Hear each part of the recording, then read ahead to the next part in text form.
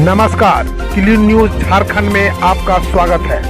आप जानेंगे झारखंड और देश दुनिया की प्रमुख और महत्वपूर्ण खबरें। भारत के प्रधानमंत्री नरेंद्र मोदी ने मन की बात में कारगिल युद्ध में शहीद जवानों को श्रद्धांजलि दी। जवानों की बहादुरी को याद करते हुए उन्होंने कहा कि 21 साल पहले आज ही के दिन कारगिल युद्ध में हमारी सेना ने भारत के जीत का झंडा फहराया था। पीएम ने पाकिस्तान पर निशाना साधते हुए कहा कि दुष्ट का स्वभाव ही होता है हर किसी से बिना वजह दुश्मनी करना, इसलिए भारत की मित्रता के जवाब में पाकिस्तान ने पीठ में छुरा घोंपने का काम किया। इसके बाद पूरी दुनिया ने भारत की वीर सेना का पराक्रम देखा।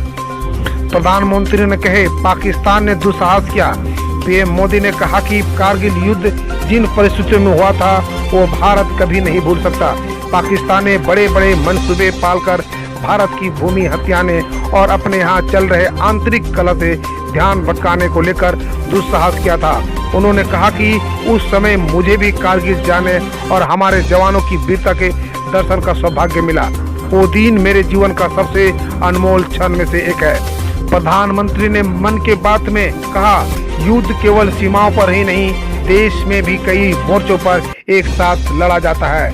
कारगिल युद्ध में सशस्त्र बलों के पराक्रम को सराहा करते हुए प्रधानमंत्री नरेंद्र मोदी ने रविवार को कहा कि युद्ध की परिस्थितियां में हमें बहुत सोच समझकर बोलना चाहिए, क्योंकि इसमें सैनिक और उसके परिवार के मनोबल पर बहुत गहरा असर पड़ता है। उन्होंने कहा कि आजकल युद्ध केवल सीमाओं पर ही नहीं लड़े जाते हैं, देश में भी कई मोर्चों के साथ लड़ा जाता है। हर एक देशवासी को उसमें अपनी भूमिका तय करनी होती है। आकाशवाणी पर मासिक रेडियो कार्यक्रम मन की बात की 67वीं कड़ी में लोगों के साथ अपने विचार साझा करते हुए प्रधानमंत्री मोदी ने पाकिस्तान पर भी हमला बोला और कहा कि कारगिल युद्ध भारत की मित्रता के जवाब में पड़ोसी देश के द्वारा पीठ में छुरा भोंकने का परिणाम था।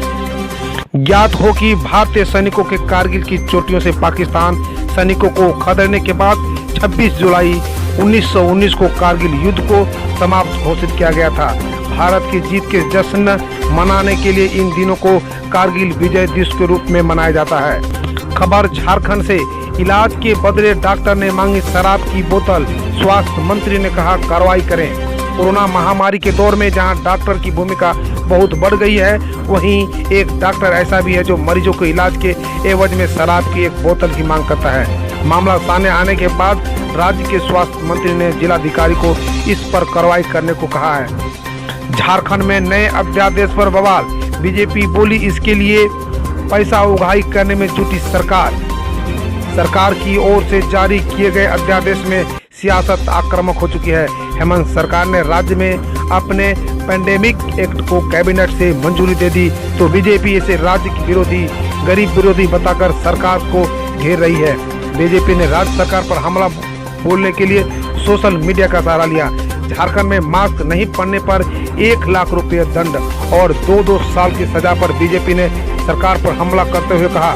प्रदेश अध्यक्ष राज्यसभा सांसद दीपक प्रकाश ने कहा कि सरकार जबरन गरीबों को मास्क के नाम पर पैसा उगाही का काम कर रही है। भारी भरकम राशि और सजा किसी भी कीमत पर माने जाने लायक नहीं है। तत्कालीन सरकार परिवारवाद में लिप्त है, झारखंड की जनता को परेशान कर रही है। खबर झारखंड के बोकारो से। कारगिल विजय दिवस पर इलाज के अभाव में तड़प कर मर गया बीएसएफ का एक जवान। कोरोना रिपोर्ट का इंतजार करते रहे डॉक्टर। कारगिल विजय दिवस पर सीमा सुरक्षा बल के जवान की झारखंड के एक अस्पताल में तड़प कर मौत हो गई।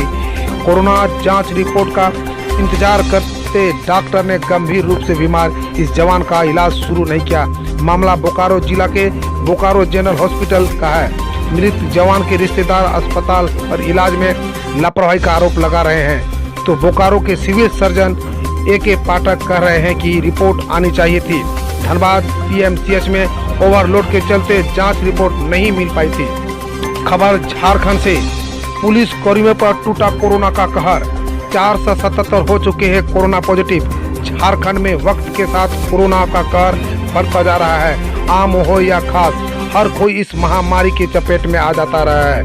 आम लोगों के साथ साथ खास लोग भी इसकी जद में आ रहे हैं। बड़ी संख्या में पुलिसकर्मी भी कोरोना संक्रमित हो चुके हैं। राज्य में 477 पुलिसकर्मी कोरोना पॉजिटिव पाए गए हैं। हेमंत सोरेन ने बताया झारखंड में क्यों बढ़ रही है कोरोना के मरीजों की संख्या। झारखंड में मुख्यमंत्री हेमंत सोरेन ने रविवार को बताया कि प्रदेश में कोरोना के मरीजों की संख्या क्यों बढ़ रही है। श्री सोरेन ने होटवार में कोविड केयर सेंटर का निरीक्षण करने के बाद कहा, राज्य में हमने टेस्टिंग की दर पहले से बहुत बढ़ाई है, इसलिए संक्रमित लोगों की संख्या में बढ़ोतरी दिख रही है। टेस्टिंग और बढ़ेगी।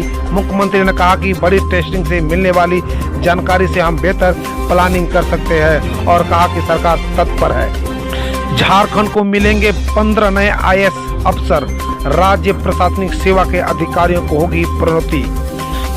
झारखंड को भारतीय प्रशासनिक सेवा के 15 नए अफसर मिलने जा रहे हैं। राज्य प्रशासनिक सेवा के अधिकारियों के बीच से इसके लिए प्रोन्नति होगी।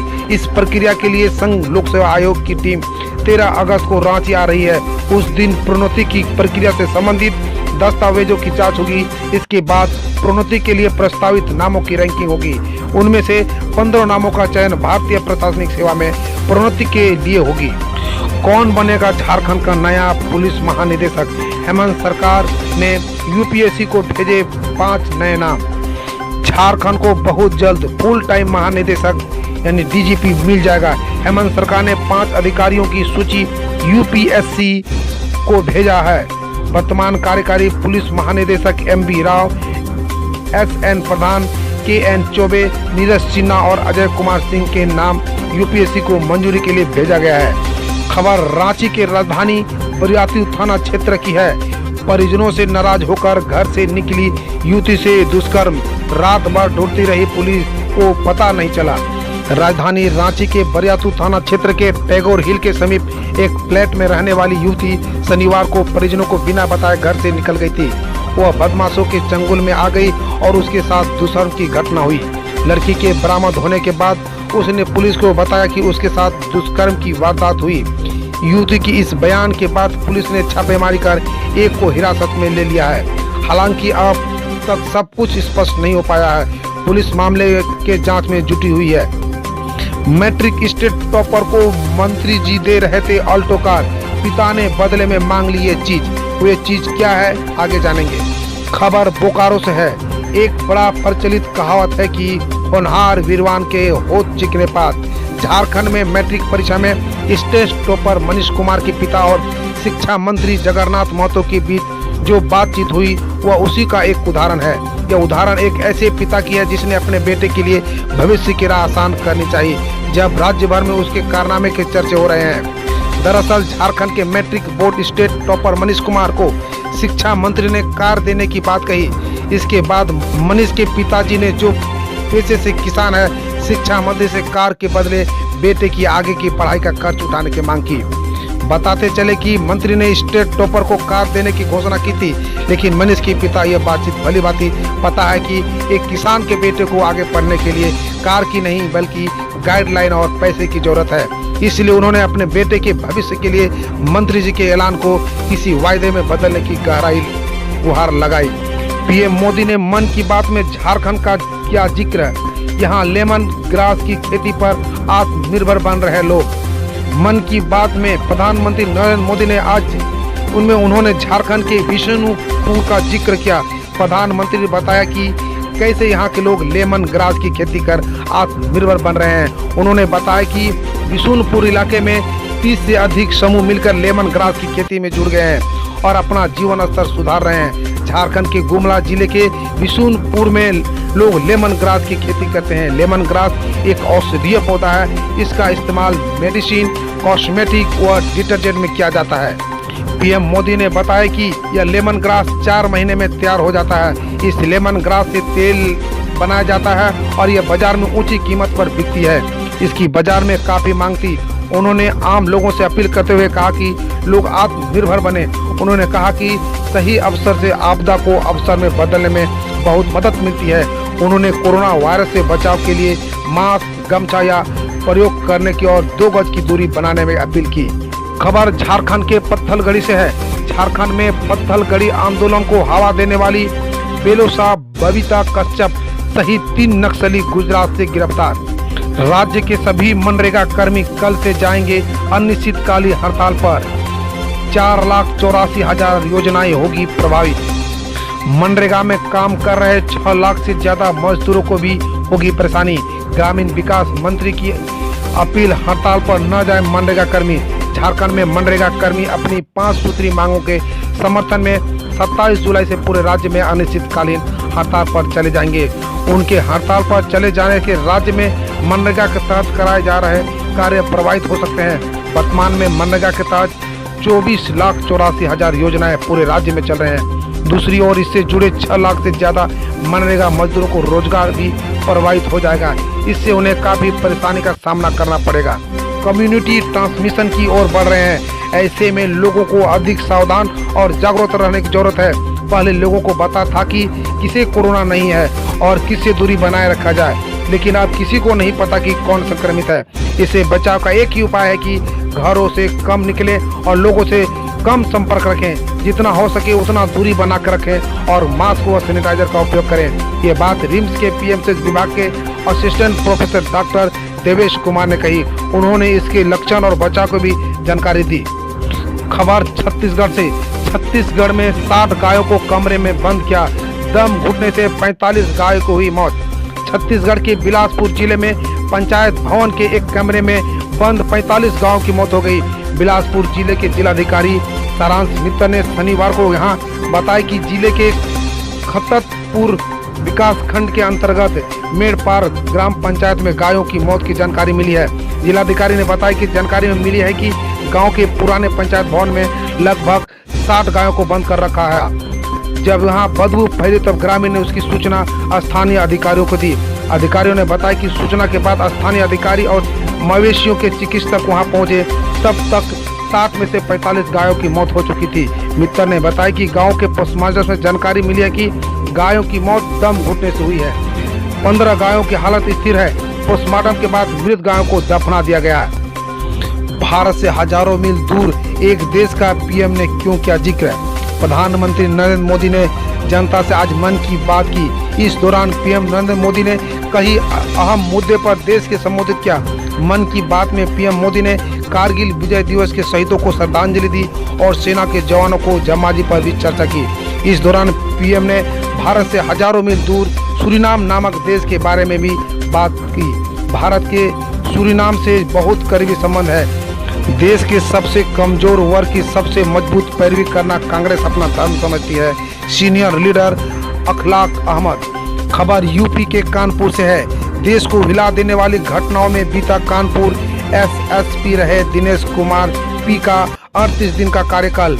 कानपुर जेएनएन एसएसपी दिनेश कुमार पी का कानपुर में कार्यकाल महज 38 दिन का ही रहा। उनके आते ही जिस तरह से शहर में बिकरू कांड, संजीत अपहरण हत्याकांड और बसपा नेता पिंटू सेंगर हत्याकांड जैसी बताते प्रदेश में सरकार की फजीयत की वजह बनी। एसएसपी रहे दिनेश कुमार पी के छोटे से कार्यकाल में हुई देश को हिला कर रख देने वाली घटनाओं को शहर जल्दी नहीं भूल पाएगा। देश में 24 घंटे में कोरोना के 48,661 नए केस, 705 लोगों की मौत। देश में कोरोना संक्रमण का प्रकोप लगातार बढ़ता ही जा रहा है। पिछले 24 घंटों में कोविड-19 के 48,661 नए मामले सामने आए हैं और 705 लोगों की मौत हुई है।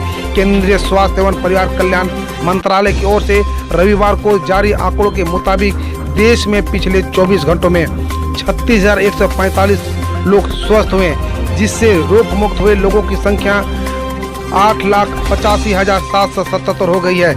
इस दौरान 48,661 नए मामले सामने आने से संक्रमितों का आंकड़ा बढ़कर 13,85,522 हो गया है तथा इस अवधि में 705 लोगों की मौत होने से कुल मृतकों की संख्या 32,063 हो गई है। देश में अभी कोरोना संक्रमण के 4,67,882 सक्रिय मामले हैं। धन्यवाद। घर में रहें, सुरक्षित रहें। हम रोज ऐसे ही न्यूज लाते रहेंगे, तो यदि आपने अभी तक क्लीन न्यूज को सब्सक्राइब नहीं किया है तो पहले फटाफट सब्सक्राइब कर लें, साथ ही बेल आइकन को दबा दें ताकि कोई अपडेट मिस ना हो।